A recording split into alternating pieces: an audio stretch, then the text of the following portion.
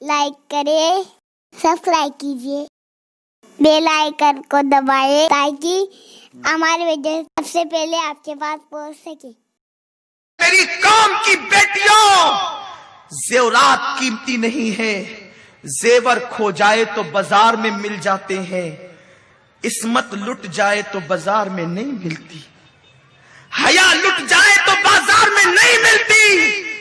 इंसान अगर एक दरख्त के नीचे शराफत की जिंदगी गुजार ले तो भी उसकी इज्जत के डंके बजते हैं। लिबास कीमती नहीं, लिबास पर इज्जत का सौदा। सरकार गरीब नवाज एक ड्रेस, एक जुब्बा संजर से पहनकर चले थे। 97 साल की उम्र में वफात पाई, विसाल किया, दूसरा जुब्बा कभी बनाया ही नहीं। जिस वक्त तो तख्ते पर लिटाया मेरे ख्वाजा को, उनका कुर्ता उतारा गया तो उस कुर्ते का वजन 23 किलो का हो गया। वो कुर्ते का वजन 23 किलो का क्यों था? पूरी जिंदगी एक कुर्ते पर गुजारी, जहां से फटता पेवन लगाते, जहां से फटता पेवन लगाते, जहां से फटता पेवन लगाते, पेवन दर पर इतने पेवन लगे कि असल कुर्ता तो दिखता ही नहीं था, पेवन ही नजर आते थे। और बार बार पेवन की वजह से उस कुर्ते का वजन 23 किलो का हो गया था। नहीं देखते, बड़े बड़े बादशाह कीमती लिबास पहनते थे, आज कब्रों का निशान भी नहीं। एक कुर्ते पे जिंदगी गुजारने वाला ख्वाजा, जिस जब देखो वहां पर भीड़ नजर आती है, हाथ फैलाकर लोग खैरात मांगते हैं। अरे जरा गौर तो करो, तो लिबास कीमती नहीं है, अल्लाह की मोहब्बत कीमती है, इस्मत की हिफाजत कीमती है, आबरू का तहफ्फुज कीमती है। अल्लाह अकबर। तो कौम की बच्चियां, आखिर मुझे समझ में नहीं आता, बाप अपनी बेटी को मोबाइल लाकर देता क्यों है, भाई अपनी बहन को मोबाइल लाकर देता क्यों है, बेटियों को इंटरनेट पर बैठने की इजाजत दी क्यों जाती है? सुन लो, दिल के कानों से सुन लो। मेरे रसूल की हदीस है जिसको इमाम अहमद रजा ने बयान फरमाया कि अपनी बेटियों को सूरह यूसुफ की तफसीर मत पढ़ने दो। बहुत काबिले गौर बात अर्ज कर रहा हूं, इस पे जितना सोच सकते हो सोच लो। कौम की बच्चियां जितना सोच सकती है सोच ले। कुरान की तफसीर है, सबसे पाकीज़ा किताब कुरान, सबसे पाकीज़ा तफसीर कुरान की। दुनिया की कोई किताब कुरान के मुकाबले में नहीं, दुनिया की कोई तफसीर कुरान के बराबर नहीं। लेकिन सही हदीस का मफहूम है, मेरे गैबदा रसूल, गैरतमंद रसूल, बाहया रसूल, पारसा रसूल, इस्मत की जान रसूल ने फरमाया, अपनी बेटियों को सूरह यूसुफ की तफसीर मत पढ़ने दो, उन्हें सूरह नूर की तफसीर पढ़ाओ, सूरह यूसुफ की नहीं। आला हजरत तहकीक करके फरमाते हैं, सूरह यूसुफ की तफसीर औरतों को मना क्यों किया गया, लड़कियों को रोका क्यों गया कि वो सूरह यूसुफ की तफसीर न पढ़े? इंटरनेट पर बेटियों को बिठाने वालों, मोबाइल बेटियों के हाथ में थमाने वालों, कुछ तो गैरत का ख्याल करो, कुछ तो आबरू का ख्याल करो। बेटी कौन सी बिजनेसमैन है जो आपने उसको मोबाइल थमाया है? उसे कौन सा गैर मुल्कों में कारोबार करना है जो इंटरनेट पे बिठाया है? आखिर क्या जरूरत आ गई? अल्लाह के रसूल सैयदुर रसूल ने कहा, मेरे रसूल को अगर मैं अक्लमंद कहूं तो तौहीन समझता हूं, अकल को जहां आकर अकल आती है वो मेरे रसूल की चौखट है। मेरा नबी सिर्फ अक्लमंद नहीं, अक्ल को अक्ल की खैरात देने वाले हैं। जहां आकर अकल अक्लमंद हुई है वो मेरे नबी की जात, अकल जहां सजदा करती है वो मेरे नबी की जात है, आबरू को जहां आकर आबरू मिलती है वो मेरे नबी की जात है। आका ने फरमाया, औरतों को सूरह यूसुफ की तफसीर मत पढ़ने दो, बेटियों को सूरह यूसुफ की तफसीर मत पढ़ने दो। आला हजरत फरमाते, वजह यह है कि उस सूरह यूसुफ के अंदर एक औरत के इश्क की दास्तान तफसीर में आ गई है। एक औरत है, جس کی محبت کی داستان تفسیر میں آئی ہے. آیت کی بات نہیں کروں، تفسیر کی بات کروں. اور پھر اس میں عورتوں کے مکر کا ذکر ہے. مصر کی عورتوں کی، وہ جو عورتیں تھیں جنہوں نے ہاتھ کاٹ لیے، ان کے مکر کا، ان کے فریب کا ذکر ہے. کہیں ایسا نہ ہو کہ تفسیر میں ان عورتوں کے مکر کا ذکر پڑھ کر تمہاری بیٹیاں بھی مکر کا شکار ہو جائے. اگر قرآن کی تفسیر میں عورت کا مکر ہو تو میرے رسول بیٹیوں کو اس کی تفسیر پڑھنے سے منع کر دیں. اگر قرآن کی تفسیر میں کسی بچی کے، لڑکی کے عشق کا تذکرہ ہو، میرے نبی بیٹیوں کو اس کی تفسیر پڑھنے سے منع کر دیں. انٹرنیٹ پر کسی زلیخا کی محبت کی داستان نہیں ہے. زلیخا تو بڑی پارسا تھی. زلیخا کی عظمت پر میرے ماں باپ کی عزت قربان ہے، قوم کی بیٹیوں کی آبرو قربان ہے. زلیخا بڑی پاک دامن عورت تھی. وہ یوسف پر فدا اس لیے تھی کہ اس نے خواب میں دیکھا تھا اور اس کو اشارے دیے گئے تھے، ورنہ اس کی پاکیزگی کا مقابلہ مصر کی ساری عورتیں مل کر نہیں کر سکتی تھی. وہ نبی کی بیوی تھی اور نبیوں کی ماں تھی. لیکن اللہ اکبر، صرف جوانی کی داستان عشق آ گئی ہے تو تفسیر پڑھنے سے منع کیا گیا ہے. وہاں زلیخا کا ذکر نہیں ہے. نیٹ پر تو وہ نچنیا عورتوں کا ننگا ناچ ہے، ان کی اوریاں تصویر ہے، زنا کے مناظر ہے. جب سورہ یوسف کی تفسیر بچیوں کو پڑھنے سے روکا گیا تو پھر تمہاری بیٹیوں کو نیٹ پر بیٹھنے کی اجازت کس نے دی؟ آدھا ایک گھنٹہ رات دیر گئے تک اجنبی مردوں سے فون پر گفتگو کرنے کی اجازت کس نے دی؟ چھین لو بیٹیوں سے موبائل. کوئی ضرورت نہیں ہے موبائل کی. اپنی بیٹیوں کے ہاتھ میں موبائل کی بجائے تسبیح تھما دو. بیٹیوں کے ہاتھ میں انٹرنیٹ کی بجائے سورہ نور کی تفسیر ان کو دے دو. بیٹیوں کو معاذ اللہ پھدکنے اور پارکوں میں گھومنے کی اجازت دینے کی بجائے ان کو مسلح پر بٹھا دو. خدا کی قسم، بیٹی کردار فاطمہ کا آئینہ دار بنے گی تو اس سے پیدا ہونے والا بچہ ڈاکو، لٹیرا، زانی نہیں بنے گا، بلکہ امام حسین کا کردار لے کر وہ پیدا ہوگا.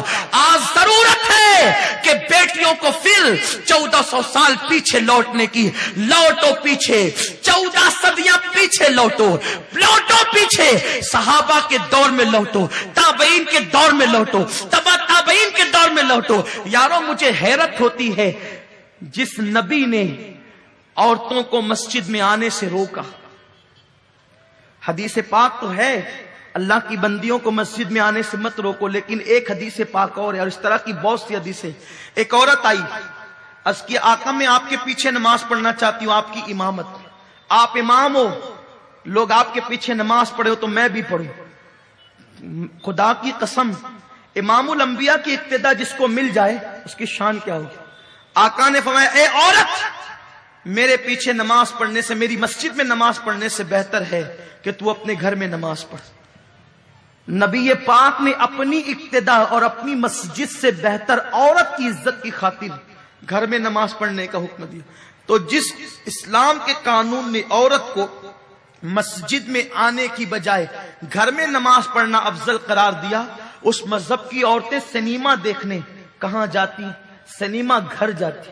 مساج کرانے مساج گاہوں پر جاتی. سروں کو سوارنے بیوٹی پارلر میں جاتی ہے. یہ سب زنا کی طرف لے جانے والے راستے، بے حیائی کی طرف لے جانے والے راستے. آقا فرماتے ہیں عورت جتنا گھر میں رہے گی اس کی عزت ایسے ہی محفوظ رہے گی جیسے شیشی میں رہنے والے عطر کی خوشبو محفوظ رہتی ہے.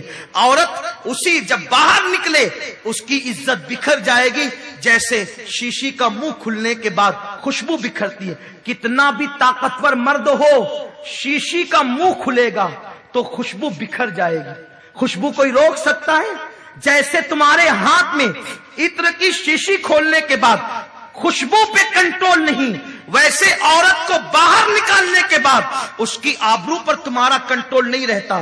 بہت سے مردوں کو دیکھا جا رہا ہے ہوٹلوں میں اپنی عورتوں کو ساتھ لے جاتے کھلانے کے لیے، پارکوں میں اپنی بیویوں کو ساتھ لے جاتے گھمانے کے لیے. کیوں مولانا؟ یہ اگر نہیں کریں گے تو عورتیں اندر اندر پک جائے گی. نادان، तेरी औरत है जो आसमान से उतरी है, उसे सुर्खाब के पर लगे हैं। क्या फातिमा ने घर में जिंदगी नहीं गुजारी? क्या माँ आयशा ने घर में जिंदगी नहीं गुजारी? क्या सैयदा उम्मे सलमा ने घर में जिंदगी नहीं गुजारी? अरे तेरे घर तो एसी और पंखे हैं। फातिमा और आयशा के घर में तो न पंखे थे न एसी का तसव्वुर था। उस जमाने में इजाजत भी नहीं थी। मेरे नबी के घर का हाल ये था, अगर हाथ ऊंचा करे तो छत को लगता था। खजूर की टहनियों की छत थी, मिट्टी की दीवारें थी। वो औरतें 24 घंटा उसी में रहती थी। लेकिन मजाल है, मर्तबे इतने बुलंद थे कि सिदरा का मकीन भी इजाजत के बगैर पर नहीं मार सकता था। पहले इजाजत लेता, उसके बाद घर में आता। ये शान थी उन औरतों की। तुमने घूमने फिरने को सब कुछ दे दिया। याद रखो, मेरे रसूल ने फरमाया, औरत के लिए अयादत से बेहतर, मैयत में शिरकत से बेहतर, ताजियत की महफिल में जाने से बेहतर अपने घर में रहना है। अयादत क्या है? आका फरमाते हैं, जब तुम बीमार की अयादत के लिए जाते हो, हर कदम पर 1 साल की इबादत का सवाब मिलता है। बीमार की इयादत के लिए जाते हो, अल्लाह की रहमत में नहाते हो, और जब बीमार के पास बैठते हो अल्लाह की रहमत में गोता लगाते हो। इतनी फजीलत है बीमार की इयादत की।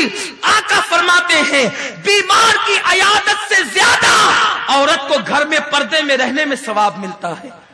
औरत का हाल ये है, औरत सरापा औरत है। काश हम अपनी बेटियों से मोबाइल वापस ले लेते, ये कहकर, बेटी तेरी ख्वाहिश से ज्यादा तेरी इज्जत मोहतरम है। इंटरनेट पर उन्हें बैठने से मना कर दिया जाता, बेटी इंटरनेट पर तेरी ख्वाहिश से ज्यादा तेरी आबरू मोहतरम है।